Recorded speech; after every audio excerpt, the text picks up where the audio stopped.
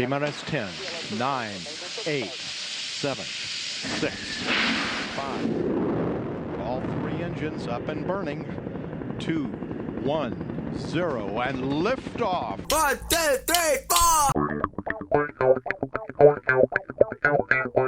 You're listening to the Twisted 10, bringing you original and unique, host-created top 10 lists, recorded live in world-famous Cocoa Beach, Florida, with hosts Tach Van Sickle and Adam Poston.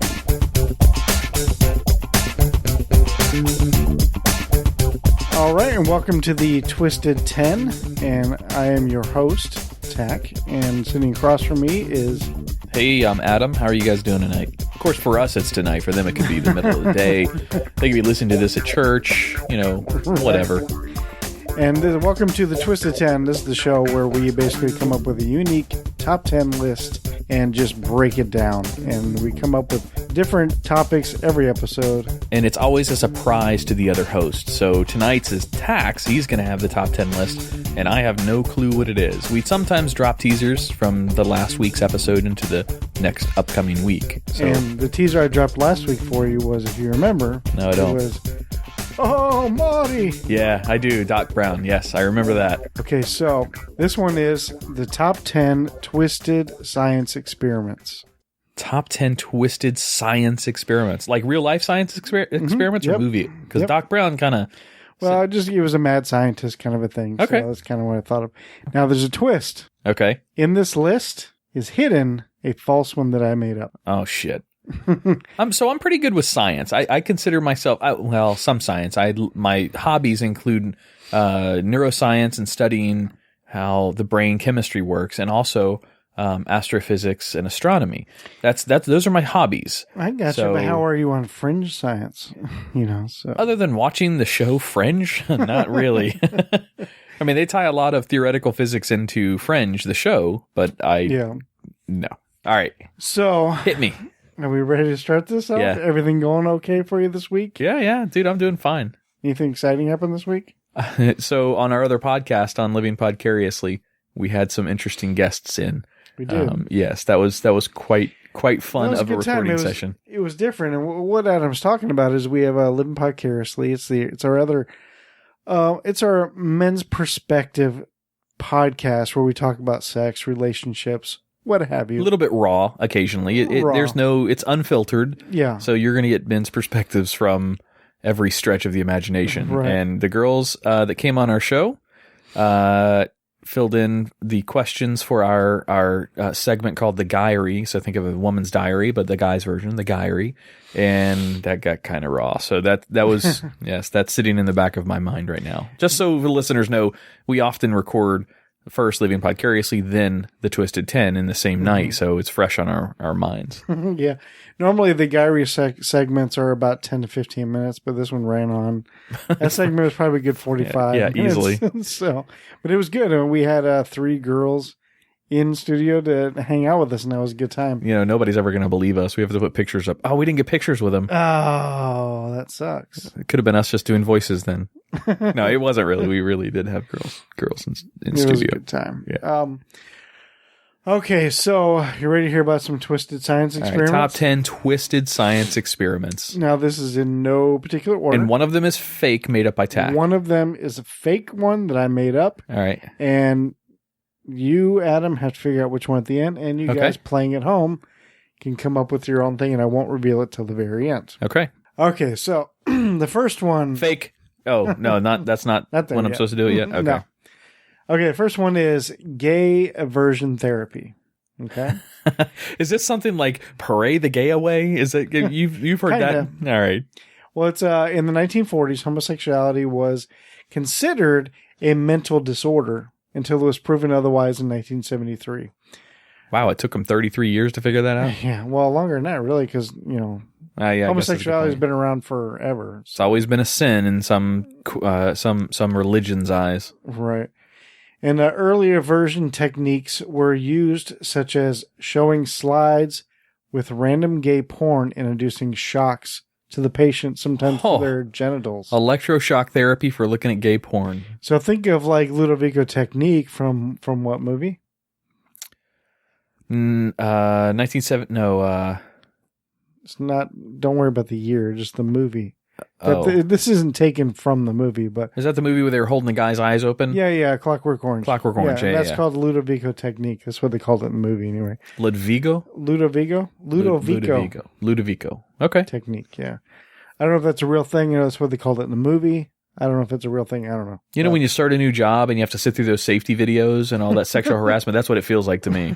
But I kind of like this because the acting is horrible and it's awesome. I was actually watching one the other day on, it was just about, like terrorism and shit, you know? Like, anti-terrorism stuff? Yeah. And there was just like these two guys, like, they were just, oh God, it's like, because I work security at pretty popular like aeronautical company, you know. So, and then it was like this video of this guy who was standing post as a security officer, and this other guy walking up going, "Hey, so is this what you do all day? You just stand here?" And he's like, "Yeah, sometimes I do." You know, it was horrible acting, and it was like these scenarios were just ridiculous, and it was hilarious. I loved it, but. Anyway, so gay version therapy, number one. Okay. Number two, Chinese. Stop it. Sorry, go ahead. That was insensitive. Chinese POWs. During World War II, Chinese militants tested on Japanese prisoners to see if knife wounds or gunshot wounds would bleed out faster. Not only tests conducted on which weapon, but also testers would also test on size, height, age, as well as gender and sexual orientation. So this is the Chinese testing on the Japanese prisoners of war. And the data was ruled inconclusive. We cannot figure it out. We need more testing. Inconclusive. What other categories can we come up? We're gonna nail all the bad stereotypes here. That's terrible. Inconclusive. Sorry. It's all right. Moving on. All right. Number 3. 8. Oh, sorry. Number 3. Are we counting down? Yeah, we're counting down. Counting down. So number 8. Sorry, 10, 9, 8. Sorry, I had them on here written as 3. Okay. 8. Head transplant. In 1970, Robert White attempted a head transplant between 2 monkeys. The monkey, well, he only took one head from one monkey and the other one died. You know, so just put so there's not 2 monkeys trying to live. So, okay, so. The monkey died after 2 days, but it was able to smell, see, hear, and taste after the transplant. So, question: Yes. When the head of the monkey that came over to the new body did the nervous system work past the? Because everything you just described are all sensory perceptions in the head. Did anything work south of the neck? Essentially, I didn't see digestion, that upon the reading. That's reflexes. A good question. I don't know the answer to that. I didn't read too terribly deep into it, but those are good questions. I mean, I got like all the senses there, so I just assumed that everything else worked. That's interesting because even something as simple as non-voluntary stuff, like, well, of course, I guess the heart had to have been pumping, so that meant the nervous system was working at least. Yeah. The lungs were working. That's below the neck as well, so that system had to have been working. So yeah, I guess. I mean, I'm sure the thing wasn't exactly swinging from trees, but for it to at least have survived that long is actually pretty fucking impressive. You know, though, you would. That's an interesting concept. You're not doing a head transplant, really, because everything is controlled in the brain. Right. You're doing a body transplant, if you think about it. Think about it. Because the head is the central. I mean, the brain is the central system for the entire body. So the body itself cannot survive with. I guess neither can survive without the other, but. You understand the control system, the computer, so to speak, for the rest of the body is the head. So technically, he took another body and put it on this other monkey's head, and then told that head to control that new body. That's true. I mean, I guess it's just semantics, but no, I mean that's kind of like when people forever are trying to design a flying car, right? And this is a stretch. I can't wait to hear this. You ready for this? Okay, people are like, we need a flying car. Where's our flying cars? We need a flying car. And finally somebody said, we don't need a flying car. We need a plane you can drive. And so that's when new concepts started coming into play. So it's kind of the same thing. All right. We'll go with that, Tach. It's your list, so I'll let you come up with whatever kind of fucking wackadoo like, analogy you're going to come up with. That's what people did, and that's what somebody did, a company did. They made a plane that you can drive on the street. But my question is, if they do a brain transplant, like let's say you and I die, you need a brain transplant, so you get my brain. Does that mean now I'm you? Like, are you still going to be you? But just you're getting into brain? a philosophical debate here, right? Like, I mean, we both have very similar understandings of and perceptions on religion, right. and on we're very similar. We're not exactly the same, but we're very similar. To me, your cognition of who you are is 100% in your head. It's your brain that's controlling that. So if your head happened to hop onto my body, then it's suddenly you with my body. Right, like if we did, like what you said, where we did a body transplant, not a head transplant, but body transplant. Right. Okay, and your head was now on my body. Sorry for your luck. I'm damn sexy. You are still you. You're still Adam. Right. But if you took your brain and transplanted it into me, I'm me? No, I see the brain. I'm Adam the now. brain. Well, if it's the full intact brain, all the way down to the spinal. Either way, it's connection, both. the spinal column connection. If your body is just exactly how it is, to include your skull, and somehow my brain fit into your skull, it would be me inside your entire shell. Because my cognition comes with my brain. So my body would wake up and I'm Adam. Well, your body would never wake up. I would wake up in Tach's body. That's just how that would work. Well, I'm just saying this body would wake up and be you. Correct, yes. So you have now taken everything that is Adam, all of those synapses. took the hard drive, if you will. No, perfect, yeah. You've taken all of those synapses, all of those functions inside my brain, all of the electrons that fire in my brain that tell my memory how to correspond, that tell, my personality how to work, my prefrontal cortex is everything about me. You've moved that into your body. None of your prefrontal cortex is existing, so none of the personality or traits of Tach Van Sickle is still there. None of it. It's all gone. I am now, or you or we are now Adam in Tach's body. That's all that would end up being. So your body is just the mechanism that the brain controls. All right. So now, is this proven science yet, or we don't know? So sort of. There is no such thing in humans as genetic memory. So, for example, have you ever heard about the phantom arms? Or yeah. Mm-hmm. So a guy gets an arm transplant and the arm tries to kill him. No, that isn't because the arm remembered it actually came donated from a murderer or something. There's no genetic memory built into the genes of the body parts that you're receiving. That's 100% synapse firing neurons in your head. There is no kind of genetic memory makeup that's inside our DNA. Our DNA doesn't have that. That's scientifically proven. So there's nothing in your body that's going to remember or retain traces of who Tach was. So has it been successfully done? I'm sure it's been tried in some sort of fucking third world country somewhere, but right. It's never that I know has been documented and peer reviewed as being successfully accomplished. No, not even in a monkey, other than I guess your perhaps potential fake story. Well, I mean, it's interesting because it says head transplant, but I really like your idea better. It's really a body transplant. Technically, yeah, it's really a body transplant. Yeah. Interesting. Moving on. All right. Number 7. Number 7 is David Reimer. Okay. Have you heard of this guy yet? Mm-mm. Okay. I don't think so.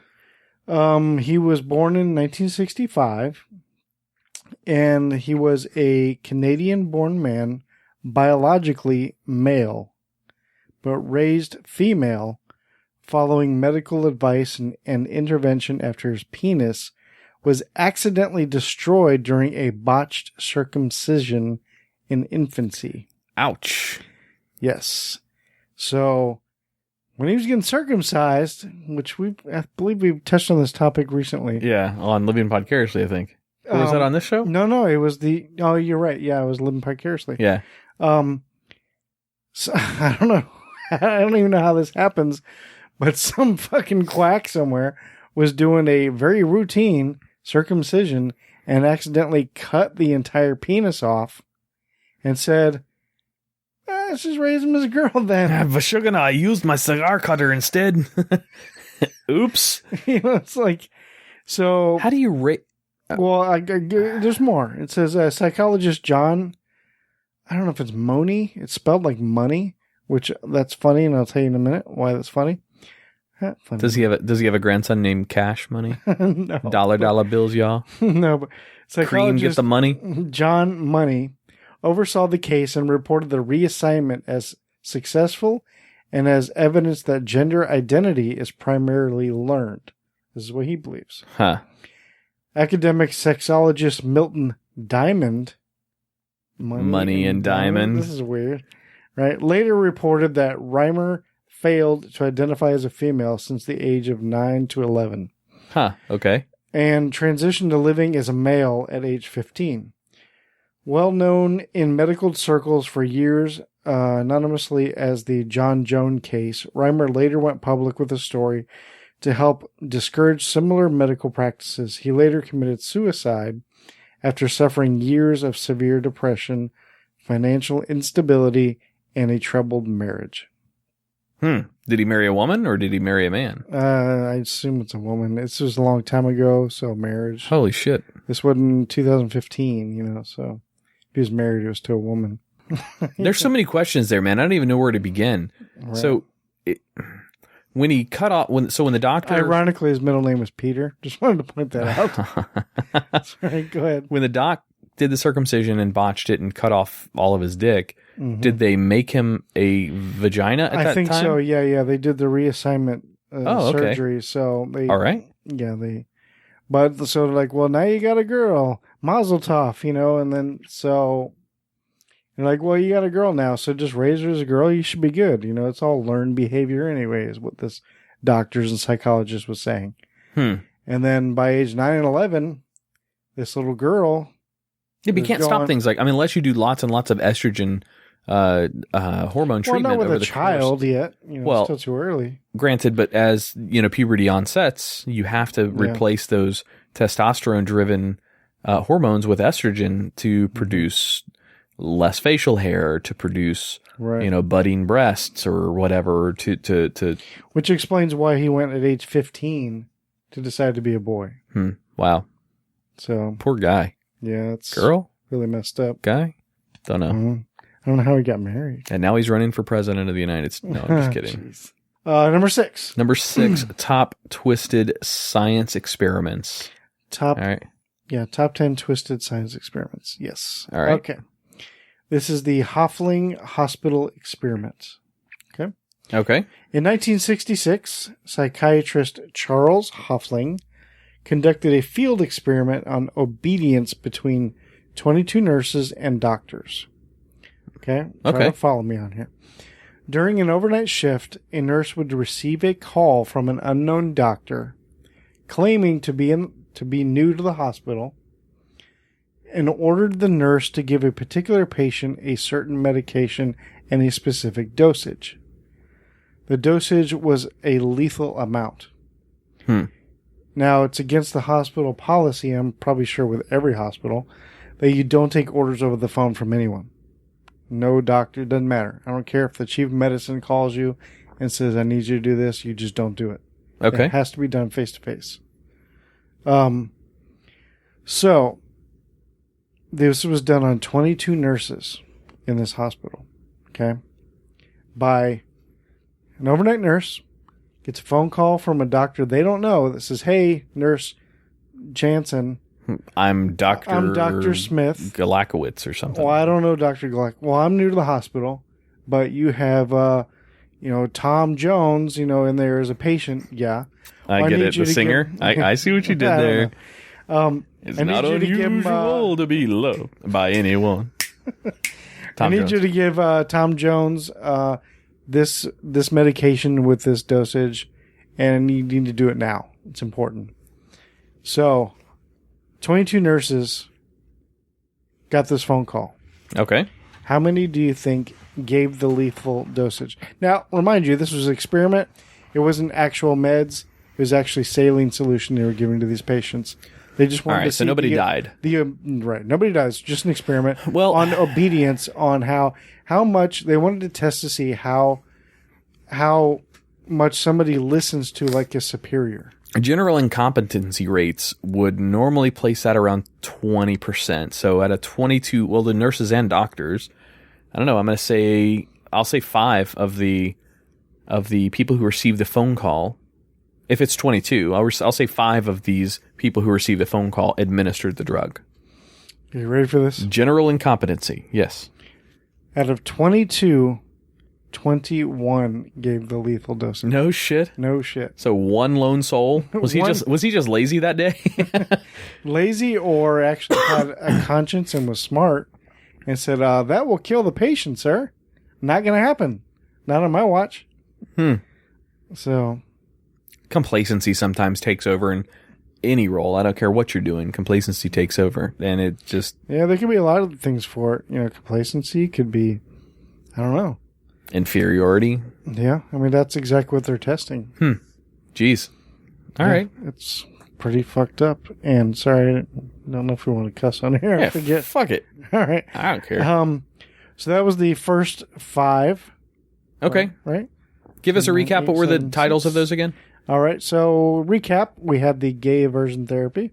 That's right. We had the Chinese POWs. Okay. We had the head transplant, or the way you put it, the body transplant.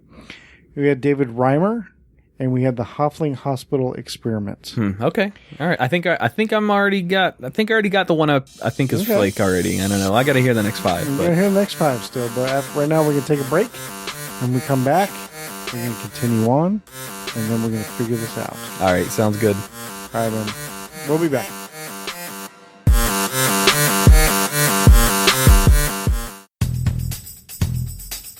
Check out our new sponsor, Last Drop Vape. They make a premium e-liquid line that is simply fantastic. I vape a lot and use Last Drop Vape's blueberry and strawberry cream. They also have a chocolate that is spot on. All of Last Drop Vape's premium e-liquids are proudly made in the USA. Their e-juice is bottled in a clean, certified, laboratory used in 100% FDA-compliant machinery, meeting AEMSA standards and future FDA regulations. Visit them at lastdropvape.com or on Facebook at facebook.com/lastdropvape. If you are interested in becoming a distributor, you can contact them at their website under the wholesaler section.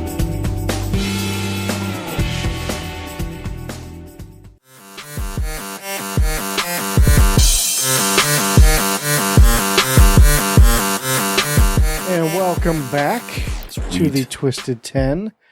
We are talking about the top 10 Twisted Science experiments. Just to run back through what we've talked about so far real quickly. All right. Is number 10 was gay aversion therapy. Stop it. Number 9 was Chinese POWs. Oh, how are you? Like, no. Number 8. Hi, how are you? No, I can't do Chinese. Is that French? Yeah. Sacre bleu. Number 8 is the head transplant. Body transplant. Number 7 is David Reimer.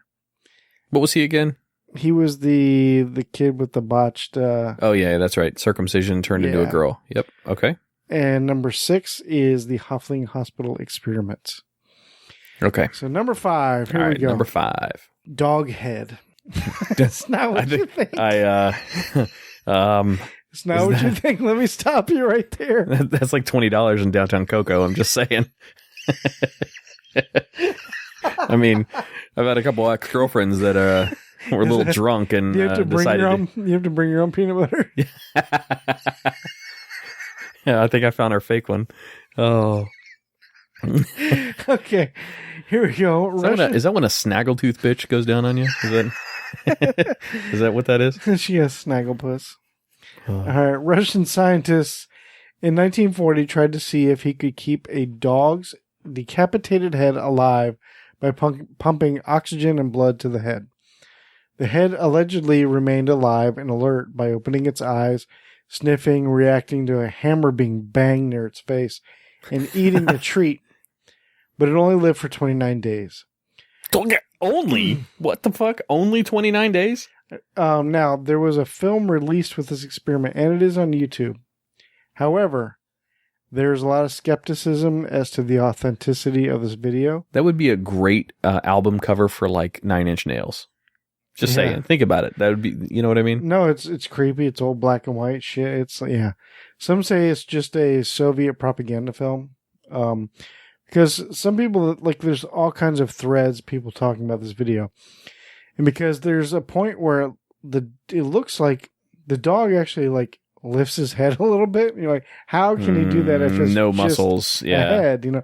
I mean, it's cut like around like right here. So there's a little bit of a neck, but going into the neck is like all this wiring and shit like that, tubes, and which some say, well, that there's a lot of weight there that would make it to where he probably could do a little bit of neck movement. Some people are saying that there's probably a whole dog there, but he's got this dog in like on the table with the hole cut out of the table. Yeah. You know what I mean? It's laying down with his head down. Either way, it's fucked up for the dog. Even if that was a full dog underneath the table, still he's got this dog sedated or something, and it's a pretty sad video. So no matter if it was propaganda or what, it's still a shitty thing. It's the animal abuse. I mean, it's horrible. Yeah, and that's one of the few things that I get like emotional about is seeing animals abused. I cannot stand seeing animal abuse. Like whenever any of those commercials, I know this is off topic, but whenever any of the commercials on TV come on, there's two that I don't like. One is the fucking anti-smoking commercials with the women that are the women and the men that are like now horribly, right. devastated from their issues with smoking and tobacco or whatever. Yeah. And it's just so bad. I want to turn the channel. Number one, out of, pity for the person that's being glamorized on TV for the purpose of this message. But I get it. I understand why they're doing it. Still, I don't want to watch it. That's going to ruin my fucking, Chicky McNuggets or whatever. I don't want to see that at the time that they air them. But the worse than that is the ASPCA ads that are just showing all these, poor animals that are suffering, and they're trying to get your money to help donate to their cause by pulling on your sympathy strings. God, I hate that. Yeah. So yeah, we live in a different time. I mean, not to say that this kind of abuse doesn't happen now, but people have, I think cultures all around the world have grown quite a bit to not want to inflict harm on animals. I mean, shit, they used to have, dude, you've seen this, you remember the old circus acts where they would have like a fucking horse jump off a 200-foot diving board and land in like a kiddie that pool? was like in like 1920 or something like that. Yeah. Yep. At the World's Fair. Shit, they even did I heard this on another podcast. I don't remember which one it was. I think it might have been, whatever. I won't name them. But there was a promotion that was done for Niagara Falls. Mm. And the whole promotion was they were sending barrels of animals off the side, and it was a bet to see what animals would survive the fall. Well, granted, all of the regular animals died, and the birds flew away as soon as they went over the falls. But yeah, nobody cared. The care or the respect of the life of the animal, which just wasn't there. Not like it is, at least not like it is today. It's terrible. So this poor dog, assuming the science experiment is true, they kept this dog's head alive for 29 days. Now, that in itself, as horrible as the situation is, and I'm not, promoting it, is really fucking cool if they were able to successfully keep this dog's head alive for that long. So they figured out what the dog's head needed to stay alive. Yeah, it was actually a machine that I guess the scientists had invented, and he called it like the auto-ejector, I think is what he called it. And I have one of those in the bedroom. You can buy it at sex stores in Cape Canaveral. Auto-ejector? What did you say? Auto-ejector? Oh, okay. Sorry, wrong tool. Wrong tool. Wrong German tool. Or no, Soviet tool. That pumped like oxygen, blood, whatever it was. That I don't know all of it. But whatever needed to get to there. Yeah. So that's a horrible one, man. If you want Jeez. to, there is video on it. If you want to look it up. It's kind of sad, I think. Either way, this poor dog went through some bullshit, even if it's fake. It's still okay. It's kind of messed up. But this was the Russians, or was this the Germans? This is Russians. Germans would make more sense to me. That's the kind of crazy shit that they pulled. The Auschwitz camps and the science experiments. Do that, but they would do it with like more of a human, like a Jew or something. Yeah, that's terrible. They probably did do some shit like that too. Moving on, number 4. All right. It's called Cyborg Beetles. Yeah. Okay. Cyborg beetles. UC Berkeley and Singapore's Nanyang Technological University have developed a way to radio control giant flower beetles. They can make them fly, turn right, turn left, and even hover. This technology is old. I saw it in The Fifth Element. They controlled that cockroach. Yeah. Sure. Sorry. New discoveries in the beetle muscles have aided them to do much more advanced in-flight turning. So now they can turn sharper and stuff like that. Eventually, the technology could be used for military combat and espionage. A little beetle with an Acme rocket on its back. I can already see where this is going. I can see it.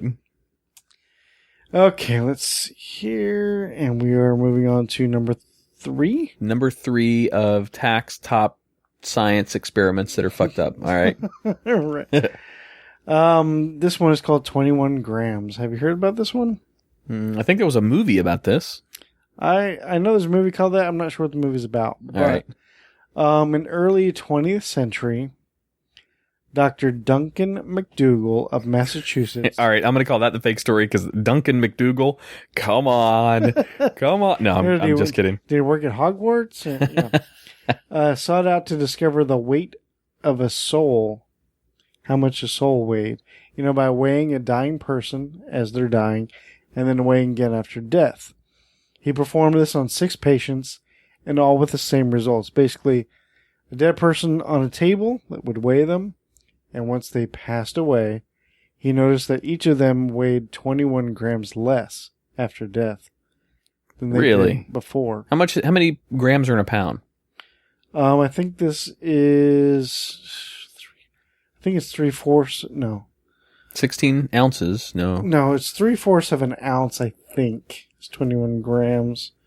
How many grams are... I don't even know. Let me ask my phone. phone. This is too much. Go ahead. How many grams are in a pound? How many grams are in a pound? It's 453.59 grams. Wow, 453 grams? Yeah. Okay, so like a fucking fraction of a pound. So that's what he thinks the human soul weighs? Human soul weighs. Did he try this with animals as well? He actually did try it with animals. Oh. Wow, that's surprising. I wasn't even going to bring it up, but he actually did try it with dogs, and there was no difference in weight. So, how many different people did he do this experiment on? 6 people. 6 people. Yeah. Because I've let out some heavy farts in the past, and I'm just... Well, he thought of that. He's like, because I guess it was looked into saying, that, oh, well, it's like some sort of liquids or gases or something leaving the body, but he swears that there was nothing that had left, and, he swears that this was it. This is what he found, and he believes that to be true, but nobody really knows for sure. Okay. All right. Number 2. Number 2. In the top 10 Twisted, I can't believe I forgot that word, science experiments. This one isn't so much of a science experiment. I just thought this was interesting. The RFID in humans, like those little ID things you can get implanted in dogs. Radio frequency identified. Yep. Yeah. Well, like they have them now for people. Okay. Well, okay. I guess it's the same thing, really. And they're implanting them in the hands, just like between your thumb and forefinger or your index finger. They're implanting them in there. Some corporations are already using this on their employees. And it helps you, like, instead of, like, I don't know about your work, but my work, I have to badge in every freaking door I go through. Right. It's just like a biometric, but like a fingerprint, but a electronic. Yeah, so now you just get near the door and it just opens, Huh, okay. Or it's also a good way to, like, I know you have, like, a card to get on the computer or stuff like that. That's how they do the doors in the Star Trek. That's because I always looked for the motion sensors and there are none. And it would only open for some people sometimes. It wouldn't open for everybody all the time. Star Trek had RFIDs in there. Okay, that makes more sense now. Interesting. But they're talking about doing this, like, well, really, it's like a question, like, is this a good idea for people? Because, first of all, okay, this chip can also hold all of your medical information, your identity, everything in it. Also, it's good for, like, it also has GPS. so you can always be located. I don't like that so much. A lot of people don't. But here's the most controversial thing is the biblical thing. People say that it could be the quote mark of the beast. If you ever read Revelations in the Bible. I've read it, but I don't recall the analogy you're given here. Well, what it says is like what Revelation says is that the mark of the beast is like once doomsday comes or the apocalypse, whatever you want to call it, is Black Fridays. Second coming of Christ comes down. Everybody who's been good or whatever will be saved and will ascend to heaven. Those all left behind, there's even a whole movie series with Kirk Cameron called Left Behind in books, will be left behind to basically, feel the wrath of God. You basically be hell on earth. Okay. With the locusts and all this and that, and it'll be basically torment. And I think it's supposed to last for like 40 days or something like that. And then it'll be so bad people will try to kill themselves, but it won't work, kind of a thing. Anyway, and so basically all hell will break loose, and the only way you'll be able to buy anything is by you have to bear the mark of the beast. That's what Revelation says. It doesn't say specifically what it is, but it says something about being on the right hand or something like that. And you won't be able to purchase or buy anything unless you have the mark of the beast. And that'll be all driven by the Antichrist. And so people could say that this is an early stage of like the mark of the beast. Religious fanatics will tie anything back to, True. Everybody's entitled to their own beliefs, but that's a little far-fetched. Some of it I could see it being a good idea. And of course, like if somebody turns up missing or somebody is kidnapped or whatever, yeah, that's great, because like they were showing like in these dogs, like I had a chip. I used to have a bunch of dogs. They were chipped, and the only way, these were older chips. One of the, the older ones were they had to wear a tag to show that they were chipped, and then you would scan over them and have all their information on the scanner. Yeah. But now the new ones out now are all GPS. Now all you have to do is just log on to the website, and it pulls up a map and shows you right where your dog is. It shows like where he is on the map. It also says his name, his address, a phone number to contact the owner, like all of that. That's really cool. So I can see that could be cool too. Like say your child's lost or even you're lost. Yeah, or that makes sense. You got it. It's still a little bit intrusive, but I see the benefits, but I also see the skepticism and the potential risk there. I concur. Okay, number one. Number one of the top 10 science experiments. Twisted science experiments. All right. Stanford University Prison Experiment is what it's called. 1971, Professor, you're going to think this is fake too, Zimbardo of Stanford University did a mock prison by dividing his class into prisoners and guards. After 6 days, the experiment was shut down due to prisoner abuse. I know this one. You've heard this one? Yeah, okay. I've read several things on this one in the past, so I know this one's not the fake one. Yeah. That is just an unbelievable study in human psychology. The prison guards, the characters that were playing the prison guards, literally took on the authoritative role and then immediately turned to a abusive role, not just physically but verbally, having the inmates, or the actors that were playing the inmates, doing like ridiculous things, undressing them, dehumanizing them, humiliating them, just emasculating them, just doing some unbelievable mental damaging things to these actors. But they were taking on that authoritative role, and that saying isn't so far off, is power corrupts, but absolute power corrupts absolutely. These guys had full control, and that was the bit. One of them ended up, I think, getting hospitalized, and tons of them went through years of therapy to recover from that whole situation. So yeah, that was an amazing study in human psychology and how the roles that we're placed in govern our actions more so than our own moral beliefs.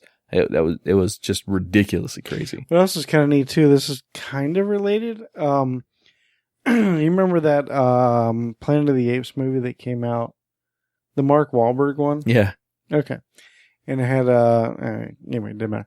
Well, I was watching behind the scenes of that movie, and they were saying that it was quite fascinating. They even showed video footage of this. Is well, they had all these extras. They had all this monkey makeup on and shit, and there was the different breeds of apes. You had the chimpanzees, and you had the orangutans, and you had, all these different groups. And they said they noticed when they would break for lunch, like all the different groups would sit separately from each other. Like all the orangutans would sit over here, and all the gorillas always sat over here together. Really? And they just said it was just interesting. I mean, I saw that and I was like, yeah, and they would show like a little bit of like home video footage of that going on. Just like picnic tables and stuff. And you're like, it's weird, odd. But then I started thinking, well, maybe not. Maybe it's just because that's who they've been hanging out with all day, Yeah, that's their... They all went into makeup together. That's all the people they know. But still, I thought that was kind of interesting. Yeah, definitely. So, Interesting segue into, natural selection of familiarity. Mm-hmm. So that is the top 10 Twisted Science. All right, let's recap the 10 for me. We're going to recap so I know number 1 is real. I know that because I've done research on that on my own. All right, we're going to go through, I'm just going to go through them all again one more time for our listeners. Okay. Number 10 was gay aversion The therapy. important thing here is one of these is made up by Tach. Yes, that's what we're trying to guess. Yes, one of these I made up, so you have to figure out which one. Number 10, gay aversion therapy. All right. Number 9, Chinese POWs. Okay. Number 8, head transplant, or you pointed out, body transplant. Okay. Number 7, David Reimer. Number 6, Hoffling Hospital experiments. Number 5, dog head. Sorry. No, you're fine. Dog head. It's, anyway, number 4, cyborg beetles. Number 3, 21 grams. Number 2, RFID in humans. And number 1, Stanford University prison experiment. 1 is true for sure. The RFID thing seems pretty reasonable to be plausible. The 21 grams thing, I've heard about that in the past as well. So I'm going to not discredit that one as being false or made up. I'm leaning towards 2, Tach. I'm leaning towards either the head body transplant or the dog head. I'm leaning towards those 2. One of those 2 I think is the fake woe. I'm going to go with the Russian story about the severed dog's head and keeping it alive for 29 days. That's the one I'm going with. Okay, I'm gonna give you this one as a gimme. Okay. Okay. I've already told you that. Well, there's YouTube videos of this. Okay. Understood. I know you didn't look it up, but I thought that could have been a deception by you. There's Adam. Look it up. There's YouTube videos. No, man, I don't want to see that nasty shit. But that one's already skeptics are already saying that that's probably not true. Yeah, but it's not one you made up. No, it's not one I made up. Okay. So I got it wrong, huh? So you got that one wrong. Do you have any other ones that kind of... The only other one I would say was the body head transplant thing and alive for 2 days or whatever the hell it was. Gotcha. No, that one's real as well. Damn. The one that I made up is about the Chinese POWs. Really? Really. So just so everybody out there, during World War II, Chinese did not do horrible tests to Japanese prisoners. They didn't try to see which bled out worse, gunshots. That was believable though. You sold that one pretty well. I tried to make something that didn't seem too crazy. Tach, I even watched for micro reactions in your face to give it away, or so when you're using the creative part of your mind, you look in different directions. Creation, man. I write everything out, man. I just read what I write. Like the way my lists work, man. I basically will Google search whatever my topic is. And then I'll just put little quick notes, maybe half-cent notes on what that thing is. And then I'll get 20 of them, and then I'll pick the 10 best. And then I'll research each individual one and write my own paragraphs. Okay. So it's all my own writing. Well, there was one I copy and pasted, which was the David Reimer one. Gotcha. That's the only one I copy and pasted. That's written straight out of Wikipedia. All the rest of it is my own writing, just from my own research. Good top 10, man. That was entertaining. I appreciate it. And do you have? I have no teaser. I have no clue what I'm going to come up with. Oh man, that's disappointing. Yeah, I'll find something good though. I don't let you down. I'll find something really interesting to throw up there. All right, man. Well, thanks everybody for tuning in to the Twisted 10 this week. Tune in next week when Adam does come up with something. We're also going to have some guest top 10 hosts in here as well. They're going to bring in their own top 10 lists and give them to me and Tach live. By the way, some new news. Go to our Facebook page. Is it facebook.com/thetwisted10? That's it. Cool. Facebook.com/thetwisted10. Give us a like on there. Leave us some comments. Give us some ideas for top 10 lists that you want Tach or myself to create. And we would appreciate it, guys. All right, guys. Well, thanks a lot. And we will see you. And don't forget to rate, review, subscribe, rate, and review. All right. See ya.